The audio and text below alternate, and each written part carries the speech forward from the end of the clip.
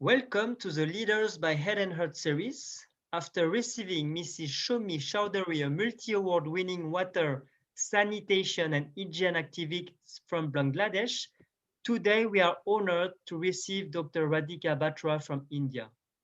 Dr. Radhika Batra is a pediatrician in New Delhi. She is the founder and president of Every Infant Matters, a non-profit organization dedicated to the improvement of disadvantaged children worldwide.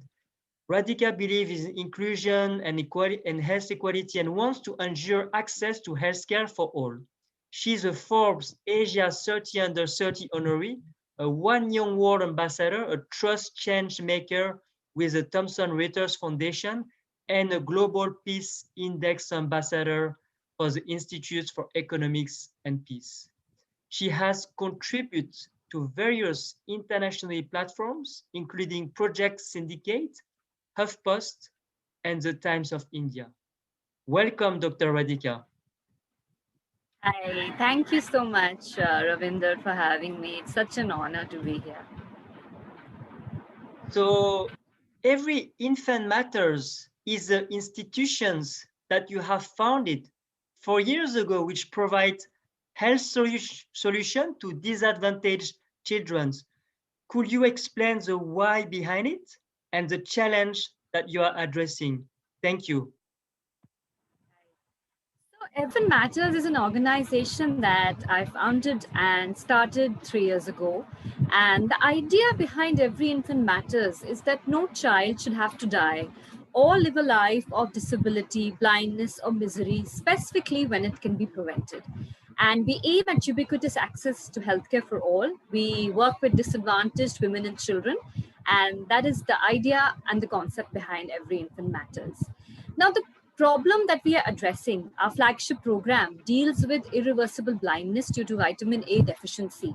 So if you Google the statistics, you'll see that 250 million children in the world are at risk to becoming irreversibly blind because of something as preventable, as treatable, and as I would say, as trivial, not trivial maybe, as simple as vitamin A deficiency. Vitamin A is something that you and I get from our food. And these children, because they are not given good quality food, they are only getting meager scraps of poor quality food. They've never seen eggs or fish or milk or butter. They are surviving on just scraps of rice, grains of rice. So they have not seen good quality food. They are not getting good quality food. So they have vitamin A deficiency in their body, and that impairs their vision and ultimately makes them irreversibly blind. So this is what our flagship project deals with. We give these children who are at risk for developing blindness due to vitamin A deficiency, we give them 2 drops of vitamin A 6 months apart, and this prevents them from going blind. So this is our flagship program, and this is the challenge that we are addressing. Till date, we have successfully prevented blindness in 57,000 children across India and Nigeria, Kenya, and the Dominican Republic. Thanks, Dr. Radhika, for explaining this mission and impactful metrics that you have just shared and the challenge that you are addressing. My second question is more related to this current pandemic, especially with the last crisis in India and the economic and social impact caused.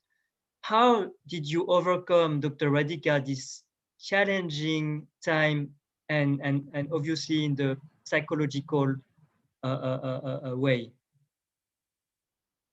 For me, it was a very challenging time, even personally, because my family, my grandparents, myself, my mother, we all got COVID at the same time. And we got it at the worst time possible when there was a humanitarian crisis going on in the country.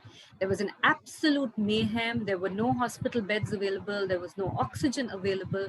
There were no medications available. And it was just a nightmare for me to, be scrambling around, arranging medicines for my grandfather, arranging a hospital bed, trying to get him shifted to the ICU when he got sick.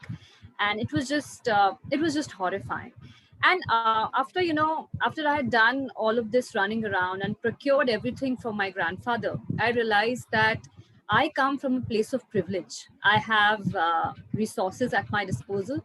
I am a doctor. I come from a family of doctors, and I'm able to access, medical equipment, medical resources with ease. And yet, I am having to struggle so much.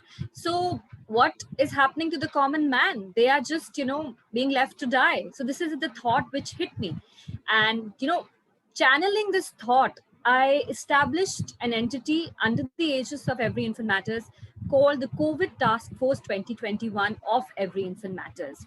So this is basically a 165 member volunteer service. It's a 24/7 helpline, and it's a sort of a support system for the public of India. It's a pan India movement which is helping, which has on the ground volunteers available 24/7 for the people, and they are helping these people get what they need in the times of this crisis. So this has been going on for almost 31 days now since the pandemic peaked in India.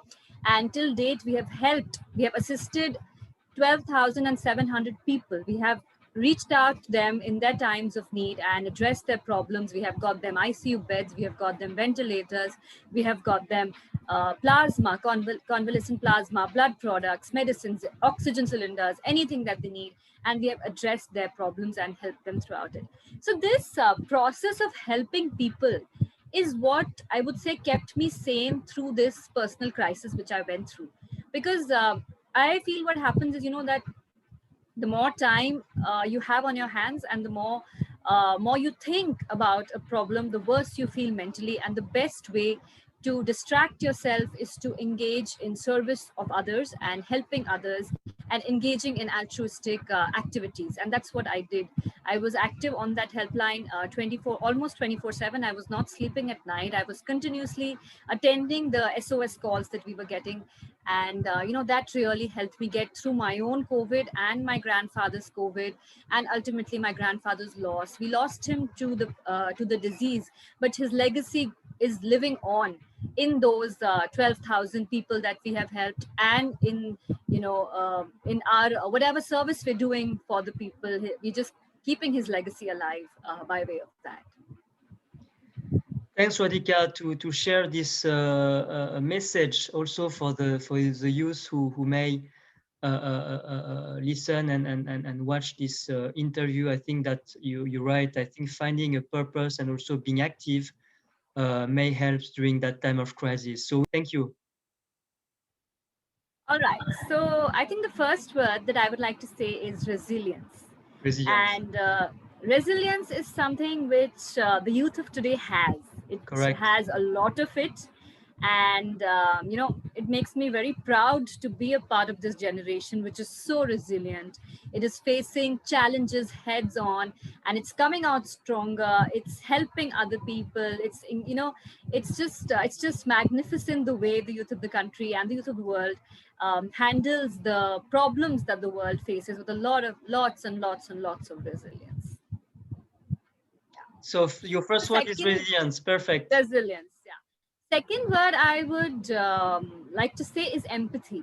So empathy is, feeling for another person as if they are your own, and as if, and with the feeling, reaching out to them, feeling one with their problems. That is empathy.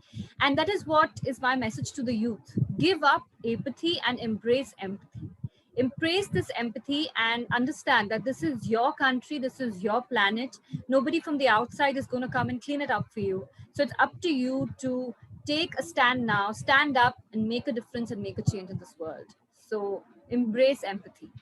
And the third word I'd like to say is kindness, because kindness is what keeps the cosmos in motion. So yeah, these three words from my side. Thanks, Dr. Radhika, for sharing these very significant words, empathy, kindness, and resilience. And you're right, resilience and even inner resilience is something that we may have to rebound and to face challenges, any kind of challenges. And it's a great message to conclude this interview. So Thanks again, Dr. Radhika, for your time, sharing inspiring thoughts for the people who will watch us. And bye from now. Bye from now, and see you next time. Thank you so much. It was an absolute honor.